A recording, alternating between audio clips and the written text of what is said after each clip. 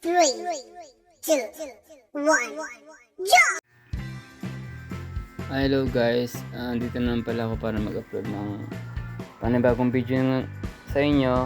Bali ang video ko ngayon guys is tungkol dito sa Red Roselle. Bali mag-ano kasi kami guys, ang ganda ng bulaklak niya. Magawa kami ng jam guys. Ayan pwede na kasi silang pitasin guys. Medyo malalaki na yung bunga nila, hindi kasi sila pwedeng palakihin yung bunga nila kasi pag lumaki na matigas na guys. Hindi na green yung nasa loob ng ng bulaklak ng Roselle. Nagiging brown na yun kasi na sila, tatanda na. Kaya ang ginawa namin guys, maliit pa lang, pipitasin na namin para kulay green pa guys yung bulaklak nila. Yun ang kukuhanin kasi namin yung pinakabunga niya, kulay green dun sa loob ng bulaklak. Bali gagamitin din naman namin yung petals guys, pero mas importante yun doon sa loob kasi dati hindi namin nakuha yun sa loob na kulay green kasi matanda na yung namin dati, na harvest na namin. Bali ito guys, ito yung hinarvest namin noon, tas nagpulang ako ng marami, nagtanim ako guys, maraming tumubo kahit tinanim ko. Ayan bali ang kapal ng bunga nila ngayon guys. Tignan nyo, ang bunga kasi nila is tuloy-tuloy, yung mula sa baba guys pataas hanggang dulo. Kaya kapal talaga ng bunga ngayon guys, kasi nakakatuwa talaga kasi marami akong naitanim, medyo marami, kaya marami rin kami mga harvest guys. Kaya ang gagawin ko itong na to, meron akong ititira, papagulangin ko na naman para makuha ko ng buto guys. Para gusto ko kasi guys makapagtanim ng mas marami pa dito. Pero ito ngayon guys marami na, pero gusto ko pa yung dagdagan ng mas marami para mas lalong maraming guys, maraming malulutong jam, para hindi na tayo bibili ng palaman guys, diba? May sarili na tayong palaman, gagawa tayo. Tapos masustansya pa siya, organic pa siya, diba? Kaya guys, kaya nakakatuwa kasi ang dami-dami talagang bunga ngayon. Pero yung pinagkuhanan ko nito guys, yung pinaka-mother nila, marami rin bunga, makapal din. Pero isang puno lang yung guys Kaya naisipan ko nga magtanim ng marami. Kaya yung nangyari guys, ang tanim ko kasi sobrang lapit-lapit guys.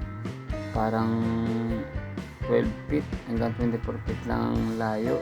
Naisipan ko guys na siguro ang layo ng bawat puno is mga 1 meter, 1 meter siguro po. Kasi sobrang lawak pala guys ng nila, sanga-sanga. Sobrang malapad sila magsanga, kaya hindi sila pwedeng dikit-dikit. Kumbaga pag dikit-dikit kasi sila, nahihirapan sila, tsaka yung mga bunga nila maliliit. Kaya dapat ang gagawin natin yung talagang layo-layo dapat para maganda, para makapag sila, yung lumaki sila ng maayos, tsaka mamunga sila ng malalaki. Hindi sila magkakaagawan sa sustansya guys. Ayan Bali ng maliit yan guys, nilalagyan ko siya lagi ng pataba. Ginagamitan ko siya ng organic din, pinapatabaan ko siya hanggang sa paglaki. Ina-organic ko rin siya kasi syempre kakainin namin mga bunga guys Kaya organic ang ginagamit ko pa rin hanggang paglaki. Yung binabad ko dati guys na swamp fertilizer, bali yan ang ginamit ko dyan guys Kaya naging okay siya, kaya kumapal siguro din ang bunga. Ngayon bali marami pang nandiyan guys marami pang matitirang maraming, kumbaga hindi pa namin ma-harvest lahat kasi marami pang maliliit. Bali ngayon pa lang kami nag-harvest guys, unang harvest namin to. May mga pangalawa, pangatlong, marami pang beses na pag-harvest ang mangyayari dyan guys, kasi marami pang pwedeng harvestin marami pang maliliit guys. Balang kinuha lang kasi namin yung pwede na, yung may buto na sa loob. Kaya kasi pag hindi namin harvest yan, tatanda siya, hindi na namin maluluto yun guys. Kaya Nung isang araw nga, nasilip nga namin na may mga malalaki na pala. Kaya naisipan na namin mag-harvest ngayon guys. Kasi kung hindi namin harvest yan talaga, wala nang mangyayari, sayang lang guys. Kaya naisipan na namin na mag-harvest ngayon. Kaya tuwang-tuwa nga yung asawa ko guys, so siya ang taga-harvest. Kaya sabi ko ako na lang mag-video. Ayan o. Diba kung ganyan ba naman ang harvestan mo guys, ang kapal, siyempre matatanggal yung stress mo guys. Anti-stress din yan, no? Matutuwa talaga magmamimitas na nag-harvest sa kapal ng bunga. Unang harvest guys, bali marami na rin kami nakuha. Ayun, bali 2 lagayan.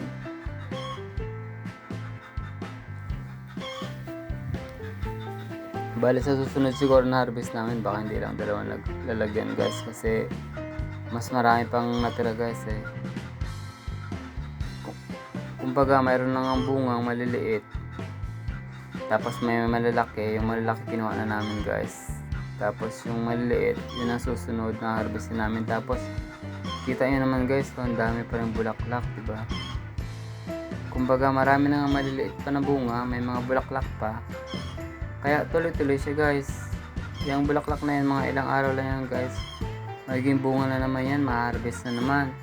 Kaya continue yung pag-harvest namin guys, tuloy-tuloy. Di ba ang kapal ng kita nyo, may mga bulaklak pa guys, ang dami pa. Kaya hindi lang 1 beses, 2 beses, 3 beses kami mag-harvest siguro, kasi nga tuloy-tuloy yung bunga talaga niya. Ayun. Tsaka matangkad sila guys, tumangkad, hindi tataas nila masyado kasi malaki talaga pala ang puno nito guys. Kaya ang daming sanga. Nakakatuwa nga guys, kasi yung puno nagsanga siya, tapos yung sanga guys nagsanga din, tapos yung sanga nagsanga. Bali yung sanga nila guys nagsanga na nagsanga. Ngayon yung mga nagsanga lahat na yun guys, puro may mga bunga, may mga bulaklak. Kaya nakakatuwa. Kaya mas lalong dumami. Hindi ko inanayin guys, hindi ko nga prenoning yan eh. Siguro kung prenoning ko yan guys, kung na-proning ko yan mga bawat puno niya mga yan, itong rosel na to, super dami siguro guys na bunga. Mas lalo makapal siguro ang magiging bunga niya, magiging sanga. Kasi ngayon pa nga lang, hindi ko nga pinuputol yung nila. Hindi nga ako nag-proning, pero makita nyo naman ang kapal ng sanga nila, grabe. Kaya nakakatuwa talaga guys. Kaya sa susunod siguro, bali nagkaroon ako ng idea. Siguro para mas lalong kakapal yung nila, bunga nila, gagawin ko, ipoproning ko siya guys, para mas lalong magsawa. Diba? Ganun ang gagawin ko niyan susunod. Kasi bali ngayon lang kasi ako nakapagtanim ng marami nito guys. Bali pinag-aaralan ko pa siya. Kasi itong rosel guys is nawawala na kasi itong halaman na to eh. Parang nagiging rare na siya kasi wala nang nagtatanim na ito guys eh, napakabihira na. Kasi ito nga yung ginagawang pampasim dati nung unang panahon, diba? Yan, ito yung ginagamit ng mga matatanda na pampasim. Ayan, bali lumipat kami dito sa kabilang side guys, kasi to eh, parte-parte din itong pinagtamnan ko. Makapal din dito sa kabilang side na to. Nakakatawa guys kasi kulay pula nga siya. Pula yung bunga, kulay pula yung tangkay. Yung bulaklak niya medyo mamula-mula din. Kaya ang galing. Kaya tinawag siguro siyang guys, red rosel, kasi nga lahat red siya. Yung mga sanga niya nakakatuwa. Pulang-pula talaga siya guys. Lalo kung nainitan siya, talagang pulang-pula siya. Kaya nakakatuwa guys. Kaya mahalaga rin tong nakapagtanim kami nito guys. Buti nga may nahingi ako guys eh, kasi matagal na rin ako naghahanap nito, kasi na-search ko nga, marami siyang vitamins, maraming benefits. Kaya ang ginawa ko is naghanap talaga ako, tapos buti nga may nahingi guys. may napuntahan kaming may puno, tapos nung humingi lang ko ng ilang pirasong buto, tapos tinanim ko. Tapos ilan lang ang nabuhay nun guys, tapos may nabuhay nga na isa, lumaki, tapos nag-harvest na kami, tapos nagpagulang ako, yan, kaya yun, nagtanim ako ng marami. Kaya itong susunod na to guys, itong pangatlong pag-harvest namin, mas marami siguro kasi dadagdagan ko pa yun guys para maraming mapitas, ma-harvest, maraming maggagawang jam. Libreng palaman guys. Ayun ang kapal ng bunga guys talaga. Nakakatuwa. Akala ko nga hindi na mamumunga to guys kasi walang tigil, ang dahon lang ng dahon. Sanga lang sanga ang nangyayari dyan guys Sabi ko kailan kaya mamumunga to. Nung mga nakaraang linggo guys, nakita ko ang dami ng bunga na lumabas. Namulaklak siya, kapal. Tapos pagkatapos kasi guys, nahuhulog yung bulaklak, nagiging bunga na yun pagkatapos siyang mulaklak. Kaya nakakatuwa. Ayun ang kapal guys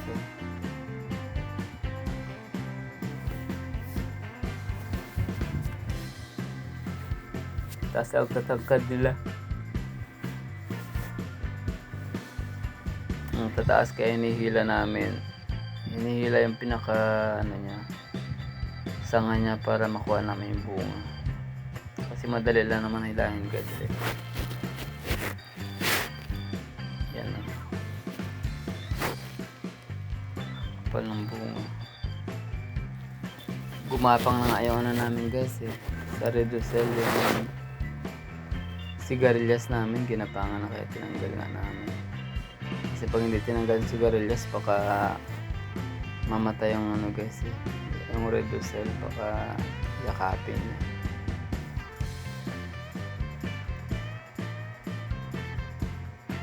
Nakakatawa guys, direkta sa init dito guys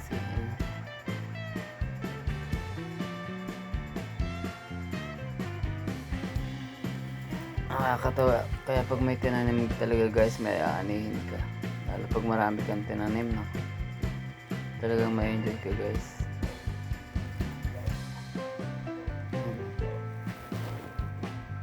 Nakakatawa, ang kapal ng bunga guys Hanggang baba nga guys, ang daming bunga sa baba.